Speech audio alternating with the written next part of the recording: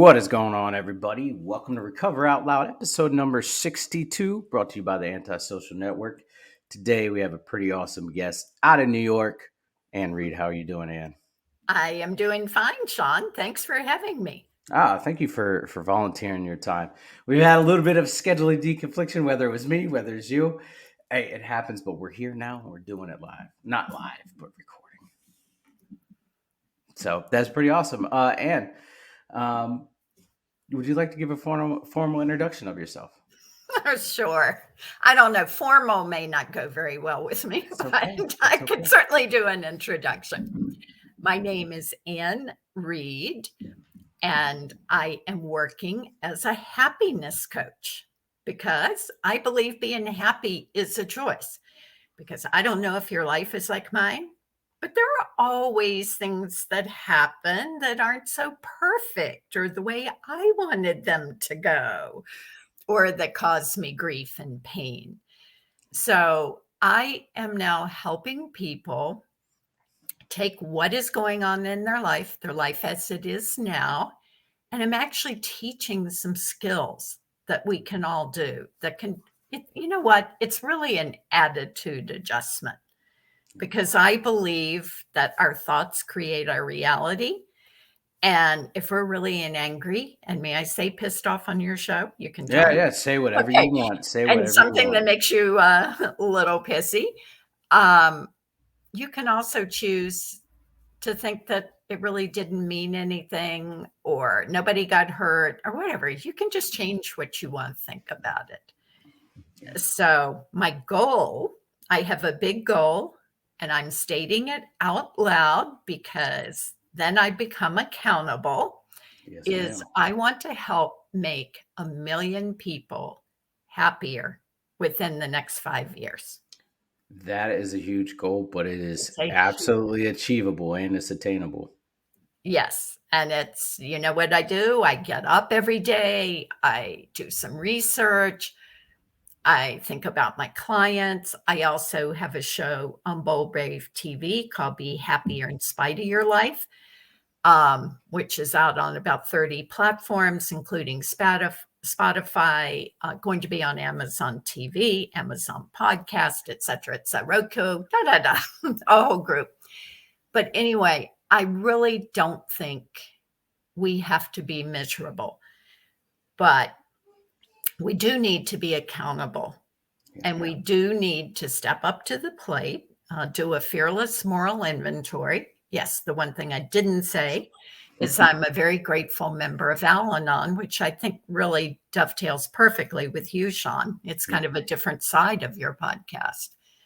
But I truly would not be the person I am today with my compassion and understanding and really depth of what people have to go through to change their life. Absolutely, absolutely. And I think Al-Anon is a great program. I was in Al-Anon at one point, and then I kind of flipped.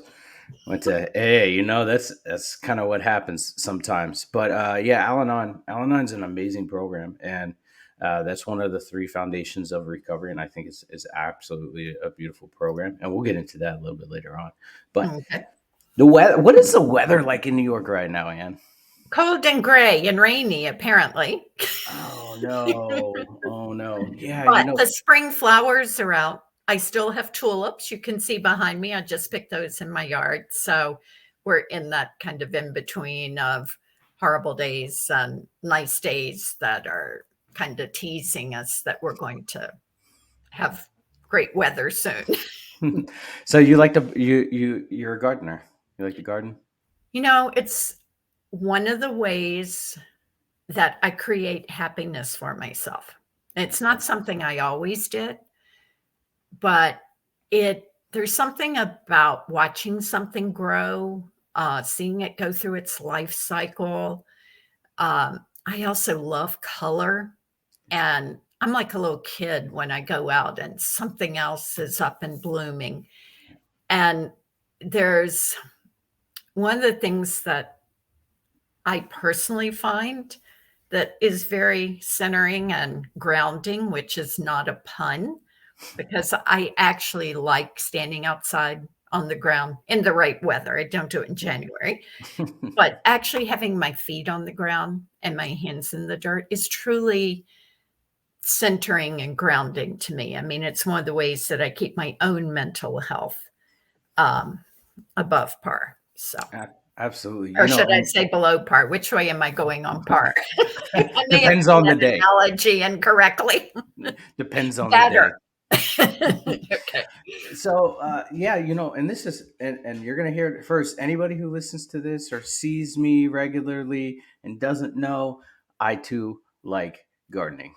Oh, Um, and we've I not discussed that. So, No, we didn't. But yeah. when I first got into recovery, one of my recovery coaches was like, "Hey, um, do something, dare to do something different that you've never done before, maybe that you have not wanted to always do, but try something different." And so, like, I looked at my house and I was like, "This is just so bland." Right, like there's Yeah. nothing there. There's vinyling on the outside. There's windows, but there's nothing that stands out to me when I Nothing walk that out. makes it a home as Nothing opposed that to makes a it house. right, right. Yeah. So I was like, I'm gonna pick up gardening, right? And at first, like in my brain, I was like, come on, dude, women don't, or only women garden, right? But That's that is not true. That is not true. You heard that here first. Not true. Women are not the only ones that garden. And so I went and picked up a whole bunch of seeds, and I just threw them in a bowl. I didn't even know what it was. I just threw it in a bowl, mixed them all together, and planted them in the ground. And a few months later, I had these beautiful flowers, with sunflowers all over the place. It was beautiful, absolutely beautiful. And I just kept doing it over and over again. And so now here in West Virginia, the weather is beautiful, and so I'm gonna start gardening again. I just got to find a spot to put them in. Well, it is a trick, particularly we're both on the East Coast, but watching when that last frost is. I love reading on the back of the seed packets, whether it's vegetables or flowers or whatever. It's like, plant after the last frost. And I'm like, well, if I knew when that was, I would. Right, right. When is the last? Come on, you Yes. need to tell me. Which day is that? Is it April 22nd or May 16th? Right, right. The So, wet Mother Nature, she's wild. yeah, Well, speaking of flowers, what is your favorite flower? probably peonies. Nice, I nice. love the bushes. I mean, they're pretty, the leaves. Mhm. I love the scent. Yeah, Like I used to have a lot of roses too. And now it seems like so many of the seeds and the plants have been bred for how they look. yeah, And to me, the smell is equally important. And I've wondered, like, where did that come from? But I grew up in Virginia on a farm, and my mom did just a little bit of gardening, but she had one really nice rose bush, and you'd walk out and it'd be like, oh, it just always smelled so good, made me happy. And then she also planted petunias. There was kind of a circle that she would fill with petunias every year. And we used to sit outside in the evening, and if the breeze was blowing, you get the scent from the petunias. wow. And now, if you go by them, they look nice, but they don't have any smell. Yeah, there's no scent to them. Yeah, it's really weird. My favorite is the lilac. Yeah, And that's another favorite. But peony. oh, I love the smell of lilacs. But like, I take a walk around the neighborhood after dinner and walk right past this neighbor's house, and they have a lilac bush, and I just stop there for a second. I'm like, yeah, it smells good. I Yes.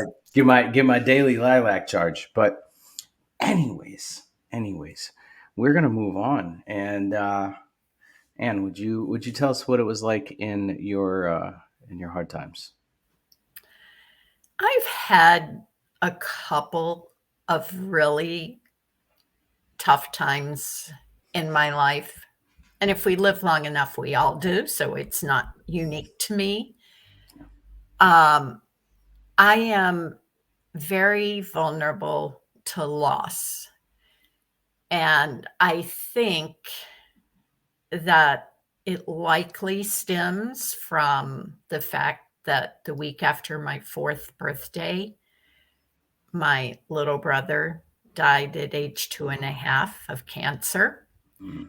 So my 3-year-old year was pretty tough, and my parents were pretty focused on him. And I remember going around, and I would stay with my aunt one place and family friends one place. And, it was normal to me then. I didn't really think anything, I didn't think it was weird. And in hindsight, as a parent, I certainly understand when you don't feel like you're available to take care of another child or something, putting your other kid with people that you like, love, and trust certainly made sense. But it was back in the day. I was not allowed to go to the funeral. I mean, those things just weren't done. Yeah. Um, the and again, hindsight, I think my parents did incredibly well, but it wasn't really what I needed. I was really young. So I learned early that you can lose something permanently. Yeah. And, um, so I just, it, one of my probably fatal flaws is that I can kind of cling to things. And I think other people don't know till maybe their 20s or 30s that you can lose loved ones. But I got that life lesson early. So then my father died. I had really just launched and left the house and moved out of state and whatever. And he died very suddenly. And I went into a clinical depression. And I I have to say that I was so depressed, I really couldn't even think about suicide, which I know sounds weird unless you've been there, but it wasn't like I had suicidal ideation that I wanted to kill myself. I didn't even have the energy or bandwidth to even think about it. And I mean, looking back now with my training and experience and whatever, that is totally Yeah. a very dark place to be. Oh yeah. Yeah, definitely. I can understand that. You dealt with a lot of grief and loss really young. Well, and I've gone through more, but that, I wouldn't recommend the experience of getting that depressed or losing your parent before you're ready to. Yeah. But it was what got me into therapy. And, there are always gifts that you're given when you need them, if you're open to them. And I had the most wonderful, wise, compassionate um, therapist who really got me through it and who gave me a really good grounding for a lot of the things that I've done since then. So, yeah, I mean, I wouldn't sign up to lose my brother and my dad again, but Yeah. I grew and became who I am with more of a capacity to empathize with other people and to be able to help them navigate than I would have had if these experiences had not happened to me. Oh, absolutely. I think that people that are educated, and I have this thought that like people that are educated, like book smart, and counselors that don't necessarily have the background, they can't really relate to people that haven't, that have gone through it because they haven't necessarily gone through it, right? And Yeah, the fact that you're doing what you're doing now, and you've been through it, and you were in it, you got out of it, you worked on I'm in yourself. it. What was interesting, I ended up losing my significant other unexpectedly, and while I was simultaneously nursing my 90-year-old mom to her end. I mean, it was like in Wow. a couple of months of each other. And my youngest daughter was in severe depression, just like totally crashing at school. Mm. And my older was away at residential treatment. And I, you know what? I actually was afraid I would crash because, like, the four most important people in my life were two had gone and two were in crisis. Yeah. And I really navigated it well. And I fortunately, I had a couple of friends. I even had a psychiatrist friend say, Anne, you're not one of my patients, but if you really feel like you need medication, just call me. And that's like, oh, I mean, it was something I didn't need. I ended up not needing it all, but it let me know there was a floor under me, and it let Mhm. me know somebody cared. Yeah. And that was a great thing. I also, and in some of my speaking and in my coaching, it's where I really internalize the practice of gratitude, which I think is one of the pillars to probably sobriety, stability, definitely to happiness. Yeah. Um, and there, and again, remember I had a child too. I wasn't sure if I would have to uh, do some pretty major intervention for depression in one way. And I made myself every night, right when I climbed into bed, I would make myself write 3 to 5 things that I was grateful for about the day.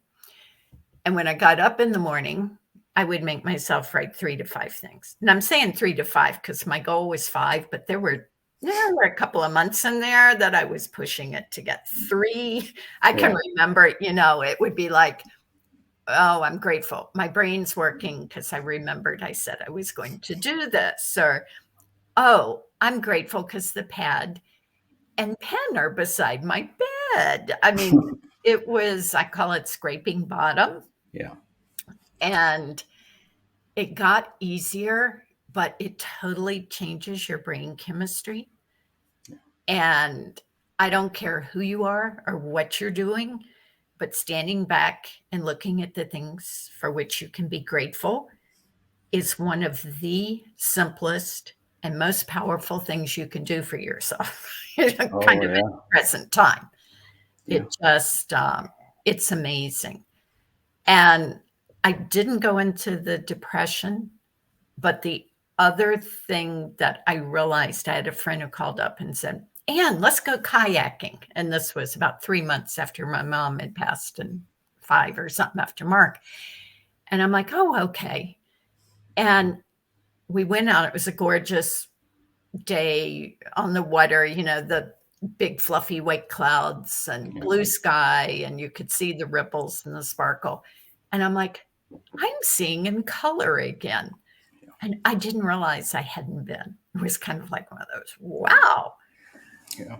But it was losing 2 people very near and dear to me in a very short period of time. Um, I was afraid that I would backslide. Yeah. And I really did okay. That's amazing. There's science, and it's weird. There's science behind depression. Apparently, uh, when you're depressed, your eye changes contrast. Your eyes do. So that metaphorical thought of I am not seeing like life in color. That's true. Wow, that's interesting. I have not. Okay, that's something I'll go research. I learned that I'm last a week. nerd, so I look all this stuff up. I learned that last week, and I was like, no way. And it's in one of my prior recordings, but yeah, I was like, that is insane because when I was able to step out of my depression, right? I said, I feel like I took the shades off, the blinders off, right? There's something there. Well, I think real depression. I mean, when I think back when I was, right after my dad died, I mean, the world was black. I mean, maybe there was a teeny bit of gray, but it's like the blinds were pulled down. Mm-hmm. And I couldn't, I mean, it's almost like you're in a hole. I mean, when they talk about the black hole, Yeah. it's it's a black hole. And the other thing that, and if you are listening to this and if you've not suffered from depression, count that as one of the things you're grateful for. Yeah. But there's kind of a intellectual emotional depression, I think. But I had it physically hurt. Mm-hmm. It hurt like in my chest or whatever. I mean, it was a real pain. Yeah. Yeah. So, Have you read the book The Body Takes the Toll? no. I've heard of it, Ah, but I'll put that on my list too. But I have not read it, but every TED talk from Brene Brown, every yeah, I single love her. yeah, she's amazing. I'm trying to get her as a guest on the show, but you know, every time that somebody talks about stress, anxiety, depression, they always reference and say it takes an effect on the body. And I really didn't pay attention to it until I started like being able to tap into my feelings and emotions, be like, okay, well, I'm feeling depressed. Why am I feeling depressed? Oh, it's reflecting in my body. Or I'm angry and it's reflecting in my body. So yeah, depression, I didn't realize I'd never suffered real heartbreak until very recently, and I told you about that Yeah. before the recording. My heart physically hurt, like physically hurt. I always said, "Oh, I'm heartbroken," but it's not until Well, you I reach that. know some of these sayings come from somewhere, you know. Yeah, yeah. My heart physically hurt for like a month straight. Couldn't figure it out. It's funny because people now will say, "Well, where did you feel the pain?" And it's like, I can't say that it was just my heart. I mean, maybe it was, but it was definitely like in my chest cavity. It just, and it didn't move. I mean, and it not, it literally and metaphorically made me want to curl into a fetal position all the time, like that protective Yeah. piece. Absolutely, absolutely. So you decide that you want to get help, and you start counseling. Well, what was that first session like to you? Was it were you more open to receive things, or was it kind of foreign for you? Um, I definitely would say it was foreign. Mhm. One of the classic lines from my couple of years of family systems therapy, which I did after the initial one, obviously. I said it was such a gift that I ended up with my therapist. Um, my mom came to a session with me, for which I am very grateful. And the therapist said, "Well, how did you deal with feelings in your family of origin?" And my dear mother had this totally blank look on her face, almost deer in the headlights, but blank. Mhm. And there was like this silence for a minute. And, like I was ready to jump in and say something, but I knew I wasn't the patient right that second or the person being spoken to. And she said, I really don't think we had many of those in my family. Mhm. So my classic line now is, that's why I ended up in therapy. That's it. I don't have to say anything else. Right. So it was a very enlightening moment. I bet it was. I bet it Yeah, was. And that's being able to trace back and look back at your family and their family's family and all that, and see yeah. how they handle things or what their life Or was like, didn't. or didn't. The lack of emotional support there.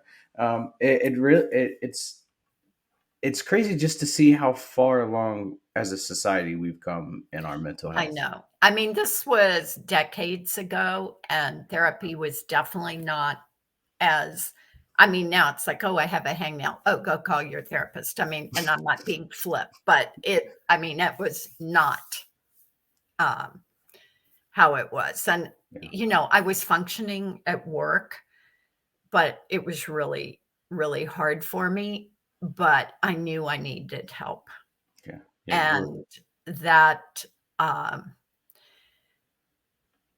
I mean, I knew I couldn't go on. It was too painful to go on. And again, I didn't even have suicidal ideation. It was just like Yeah. nothing. And um, I had a roommate that fortuitously actually ended up, she was a therapist and she connected me with this person. And, in a lot of ways, she saved my life and gave me my life because it opened um, my eyes up to so many things. Yeah, you were You were surviving, but you weren't living. Oh, I wasn't thriving, surviving, and thriving, as one of my guests said. Yeah, Yes. No, I was barely living. And again, I don't mean I was dead, but it, you know, I think as somebody who's listening is wondering if they're depressed, and I'm curious if this is the same for you, but it likely is. It's really all of my senses shut down. My comment, like, oh my gosh, I'm seeing in color. yeah, Um, I had, I don't think if I'd walked by a rose bush, I would have smelled it. I yeah, certainly didn't taste food. yeah, It's like your brain is almost shut down. yeah, And that's another thing. I'm a big believer in enjoying your senses and being fully alive to the smell of garlic, if that's your thing, or fresh bread, or tasting that bite of chocolate, whatever. And if you can't do those things, I mean, if it's like you have no sense of taste or smell or touch or sight or hearing, you're not in a good place. no, no, you're absolutely correct. For me, nothing was appealing. Nothing Yeah, was. nothing's appealing. That's a perfect way, Sean. I mean, just very simply put.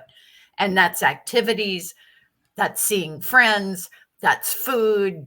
Yeah, It's like nothing is yeah. appealing. I've said this before on my show, and I'll say it here again. I used to just find myself sitting in my chair, staring at a blank TV with nothing on for hours, just getting lost in the abyss. And it was like, I'm okay here, right?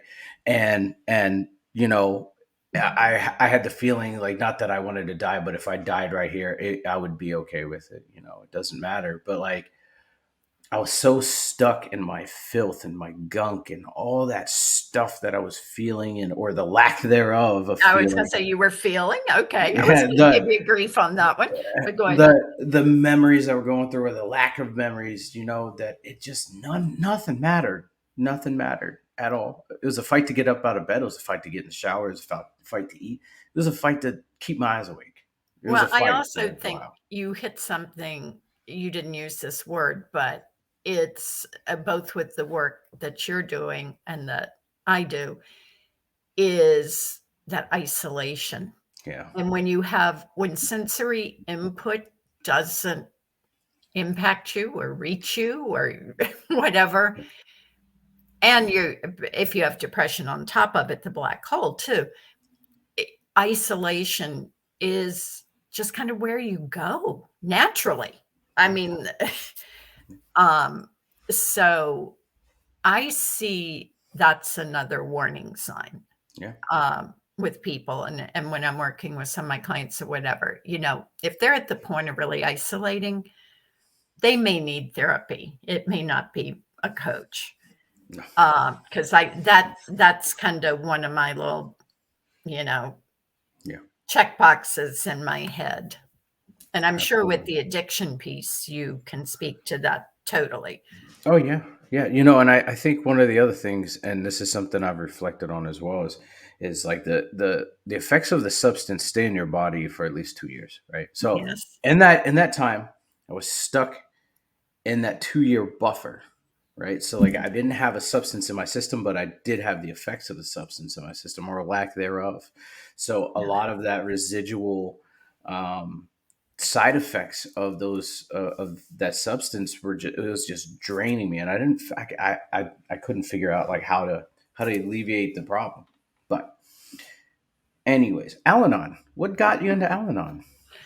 Well, I know the statistic is probably at your fingertips, but anecdotally, just having lived life, I would say probably 95% of people have dealt with some kind of substance abuse in their circle of family and friends. I just don't think, is that accurate? I mean, you can tell Yeah, me if I'm wrong. You could say just it's about. 100 and I would believe you.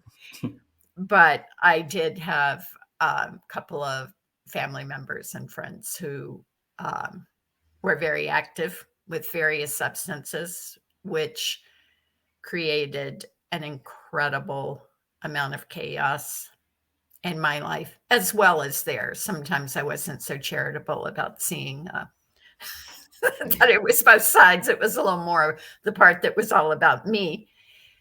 Um, and again, I knew to survive, I had to do something and ended up going to Al Anon.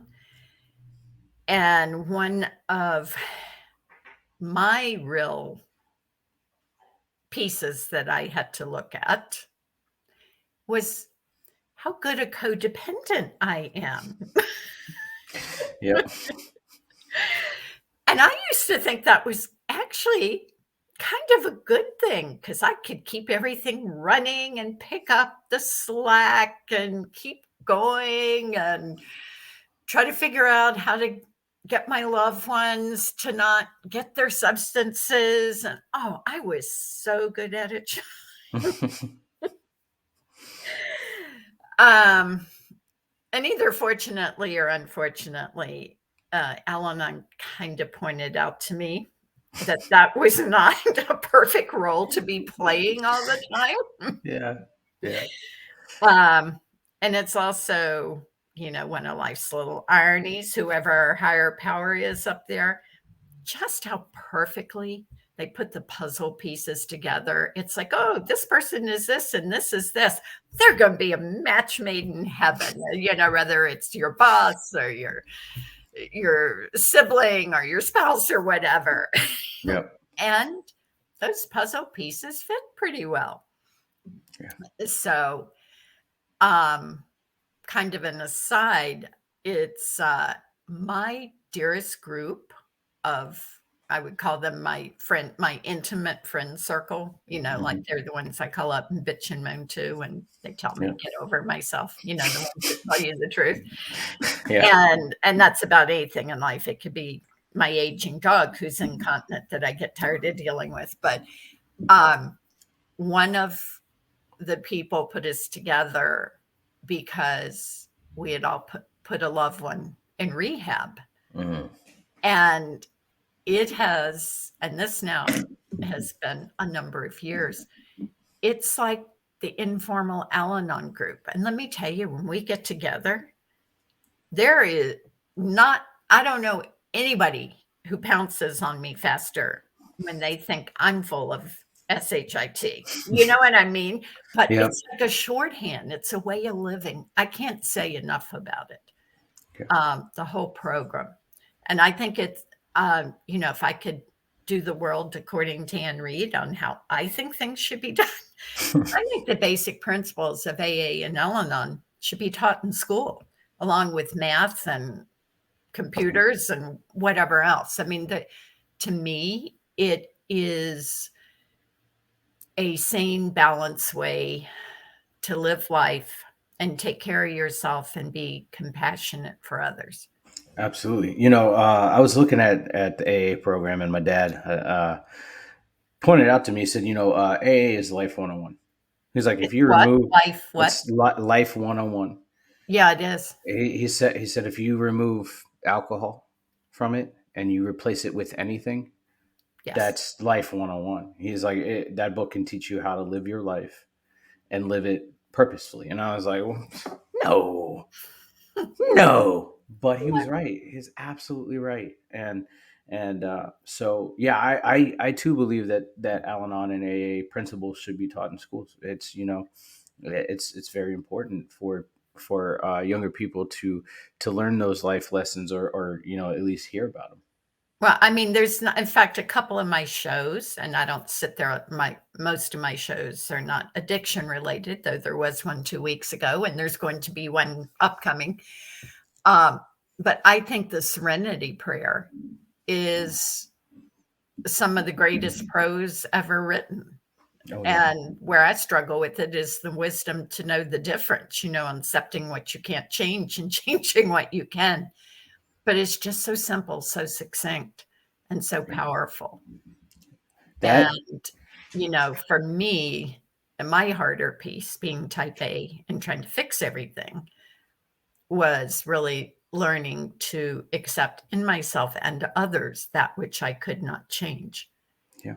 That serenity prayer has changed my life. Like I've had points where it's just been there's been really hard days and I got my 24-hour coin and I'm holding it in my hand. I'm like, all right, here we go. This has got to work because nothing else is working for Nothing me. else is, yeah. Nothing's working for me. And it changed. And I said it over and over and over and over again until I was okay. And that to me was one of the biggest benefits of my early recovery. Wow. Yeah, it's I don't and it was not someone in AA who wrote that. I think it No. was a priest or somebody that Yeah. had written it originally. Hmm. One of the other things, if I'm going to tout AA and Alan on here, is I know so many people who have the excuse that they don't want to go because of God. But in the time that I've been around it, I mean, even when I first started going, there it's pretty much been changed to higher power. It's whoever and whatever you believe in. Yeah. And, yes, it was Bill Wilson and forget the other guy were, Dr. Bob. yeah, Dr. Bob were Christian. And so it came out of their Christian faith. But it's, the people in the world that I have personally known who were the most hopeless, and I don't mean hopeless in that they necessarily had a bad life, but they didn't have hope for Yeah. things to be better, I guess is how I should put it. And they don't believe in anything. And it's been fascinating to me. I mean, I can list probably 7 or 8 people. Mhm. And it's again, I think belief systems and what you believe in is 100% personal, but I don't know how you get through life not thinking that there's something Yeah. that is bigger than we are. Yeah. I don't, again, however somebody defines it, Yeah. but Everyone. not being able to get there and have that to hang on to, Mhm. it's got to be hard. Absolutely.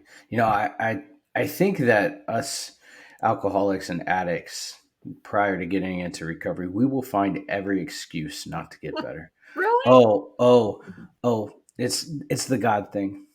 God thing does it for me. Oh no, it's the meetings are in a church. Oh, the meetings are not in a church. Oh, yeah, I just can't get a ride. Oh, I don't have money for the bus. And it's like we will make every excuse not to step through Yeah. those doors because we know when we step through those doors, everything's done. And no, we have no excuses because the people in those rooms are going to hold us accountable. And so yeah, it's just absolutely insane. But also, you were hitting on the topic of the higher power. There's a chapter in the AA Big Book called "We Agnostics," and it talks about the choice of higher power and the need to believe in something And that something. something bigger and outside yourself. Yeah, it could be the chair I'm sitting in right now. It could be this microphone that we're talking through, right? Just something that gets you through your day and is bigger than you. Yeah. So, before we move on, would you like to explain what Al-Anon is? Because everybody knows what AA is. Maybe not everybody knows what Al-Anon is. This is my definition. You can correct me. Okay. Al Anon is for people who are impacted by those in their orbit. And again, it can be your spouse, it can be your child, Mhm. it can be a friend, it can be boss, coworker, whatever. But in your system, who is you actively using some kind of substances Yeah. and Absolutely. creating chaos in both of your lives. Yeah. Yeah. Is Absolutely. that an okay definition? Do I get an A on that? You get an That's A. how I look at it. You get an A. You're absolutely correct.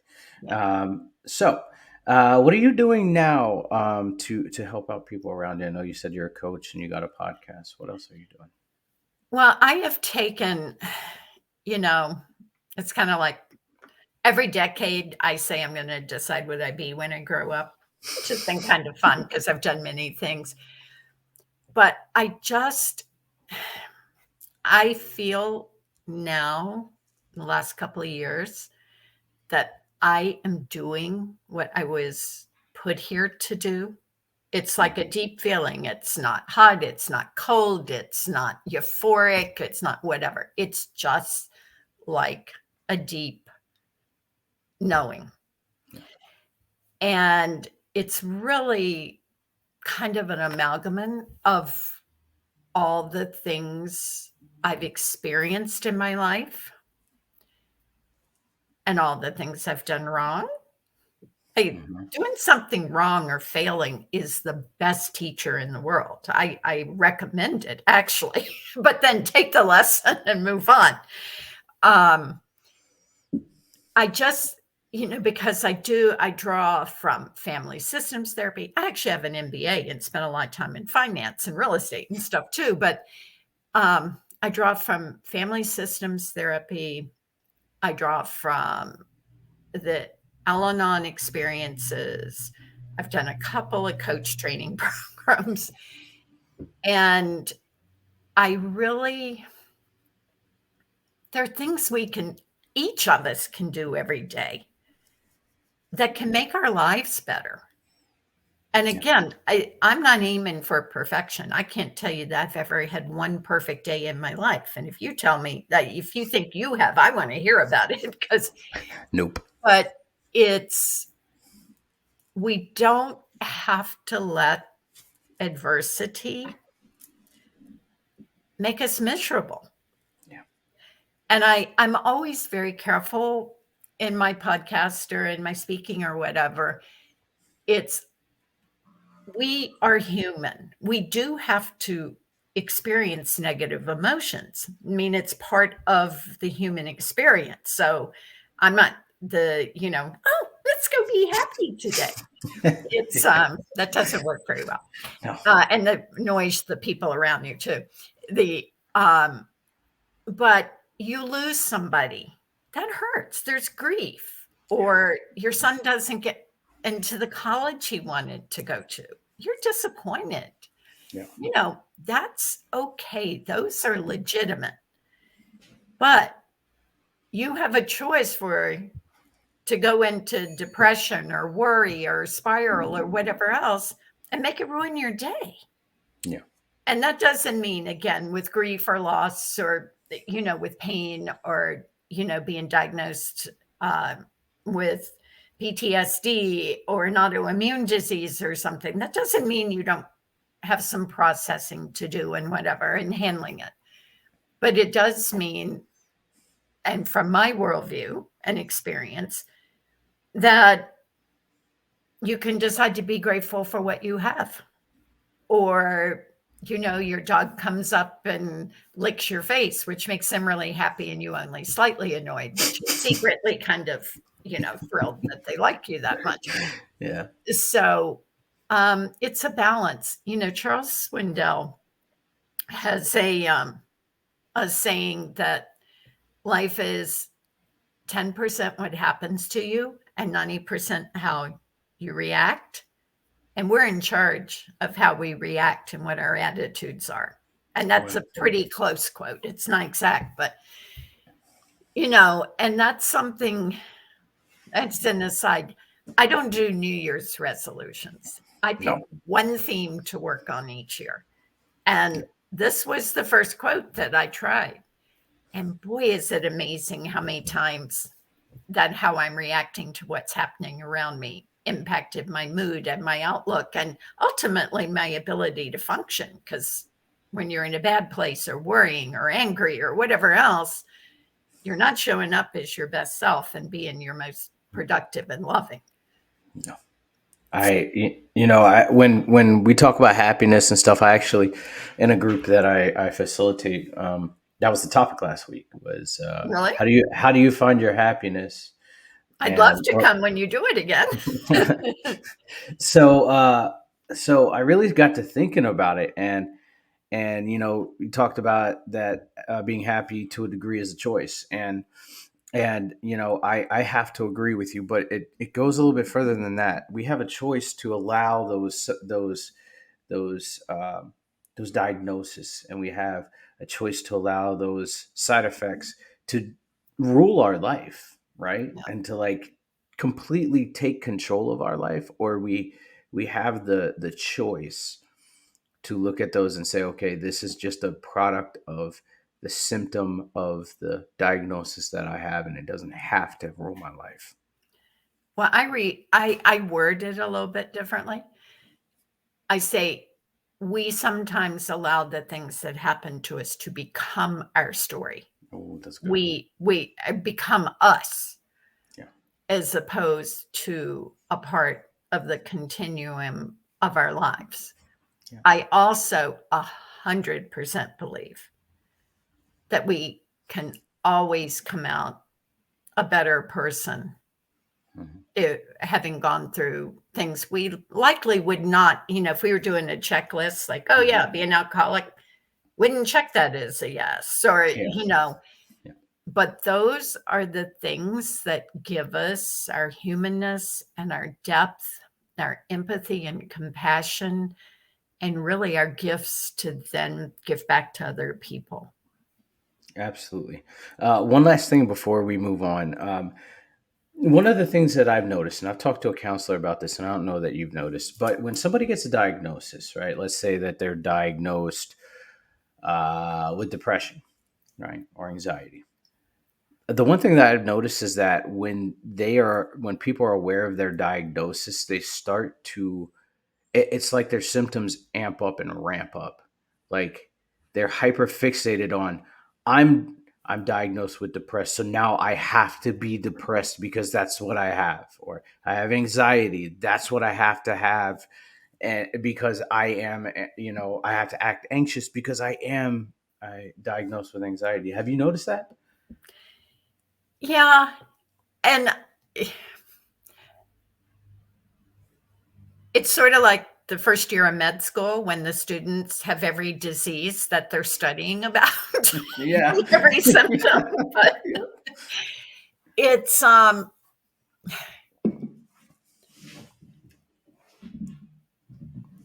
I I don't know. I have a couple of thoughts on that. I agree that you see that in the majority of people. I think I'm going to be fair. I think some of it is the processing. I also think that there's some things that you get diagnosed with where you've had symptoms and you may have been living with them for a while. Like my brother was diagnosed with MS. And in hindsight, he was like, yeah, this happened and that happened like the preceding 5 years. And sometimes I think it allows the person to make sense of where they ended up to get the diagnosis. But then I think, like Robert Frost, who roads diverged in a yellow wood, I think they're the group that then start living that story, as I said, or that story becomes them as opposed to Yeah. them just living it.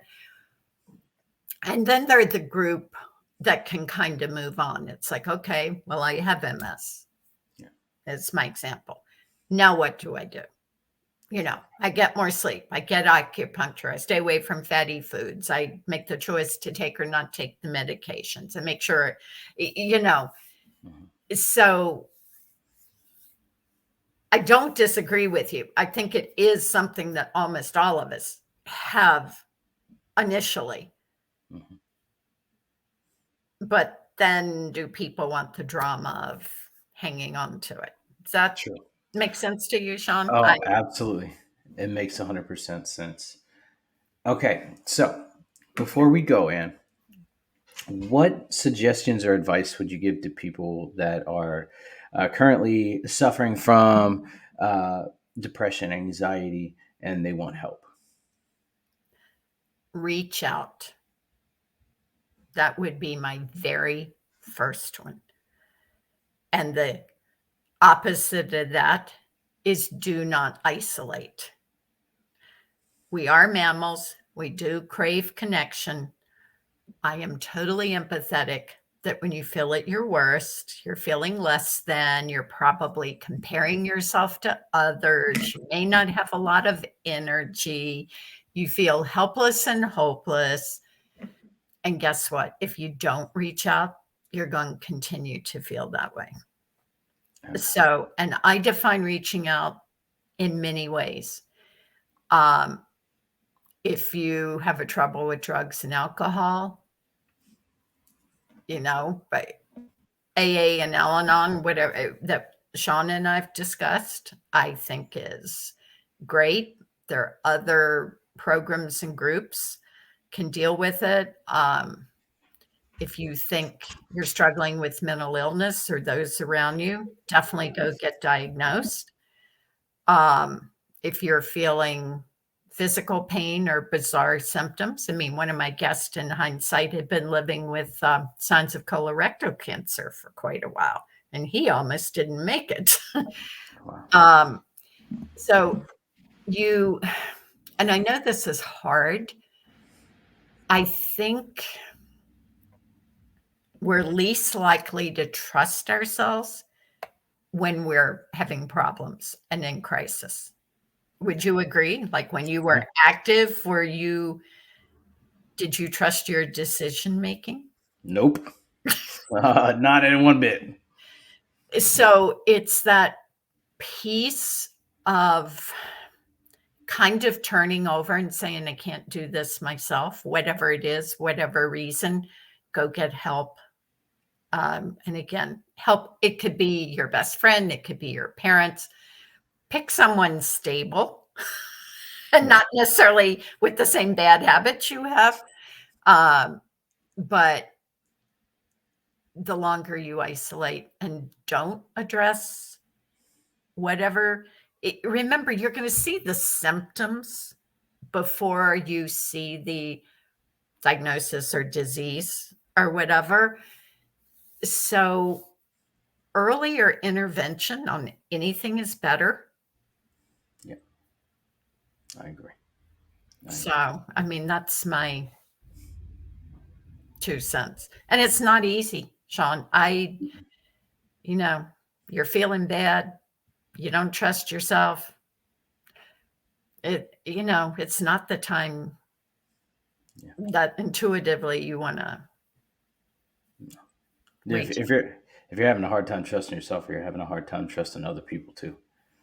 Yeah, and I think there's also, we were talking about the thriving, the merely survival. I think a lot of times when you get there again, whether it's a mental illness or something physical or substance abuse or whatever, you don't necessarily have the energy sometimes either Yeah. because everything is just going into almost that daily survival. Absolutely. I mean, I have a lot of compassion, particularly for substance abuse, because we had spoken earlier about the genetic component. I mean, it's definitely some environmental, some genetic, but um, Yeah. the one Yeah. thing I can guarantee is you probably won't get better on your own. No, you're 100% correct. But Miss Ann, where can we find you at? All right. Well, this time I actually remembered to bring up because I never remember. On Instagram, I'm at Reid, and Reid is Reid. So at Reid Coaching. LinkedIn and Pinterest are both Anne, Anne, Reid, Reid. My website is reidcoaching.com. Facebook is at Anne Reid Coaching 111. And my TV show is on Bold Brave TV. And it's /Be Happier. But I'm also out on 30 platforms: Spotify, Roku, Amazon Podcasts, Fire, soon to be TV, et cetera, et cetera. So you can You find go. me. And I You take go. private clients. I'm setting up a couple of group things. And I love doing speaking. I also love hearing if I inspired or gave somebody hope, because that's really what I want to do. Well, and you've definitely inspired me. I enjoyed this conversation. Thank you for hanging out with me for this hour. And congratulations on doing most things we've talked about, Sean. Your life is totally different, right? It really is. It really is. And thank you. Thank you. You're welcome. And everybody, I want to thank you guys for hanging out with us for this hour and listening to Ann share her experience, strength, and hope with us and what she's doing now. And till next time, I hope you guys have a good night, good day. Bye.